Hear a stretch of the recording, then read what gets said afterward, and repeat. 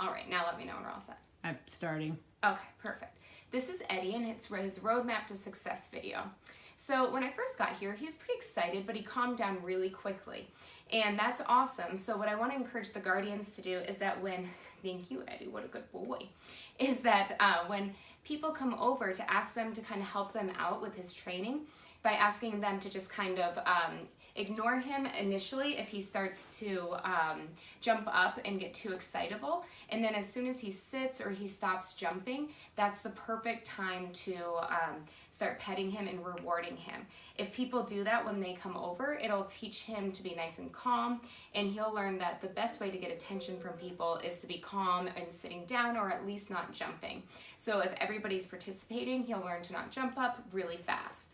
One of their primary concerns was making sure that he started going potty outside and working on some puppy training.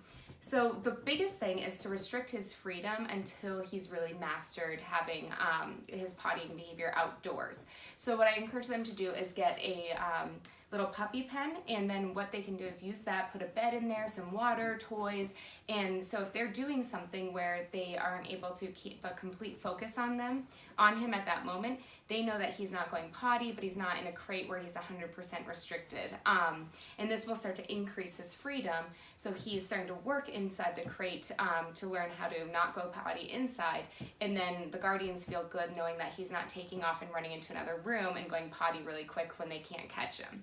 So remember that the best times to be taking him out are about 15 minutes or so right after he's eaten his food, in the morning, lunch, and dinner. Again, probably within 45 minutes after drinking a bunch of water. Pretty quickly after he wakes up, so if he's taken a long nap or he's been sleeping, that's a great time to be taking him outside as well. I would say probably within 5 minutes or so from waking up. And then keeping a little journal or a diary if he does have an accident in the house, and writing down what time that is. So you might start to see that there are certain patterns where he's going to the bathroom routinely, say at 3 o'clock or 5 o'clock, and that way if you start to see that, you can put in your phone a reminder to let him out at, say, 2:45, 15 minutes before that routine time of him having to go potty.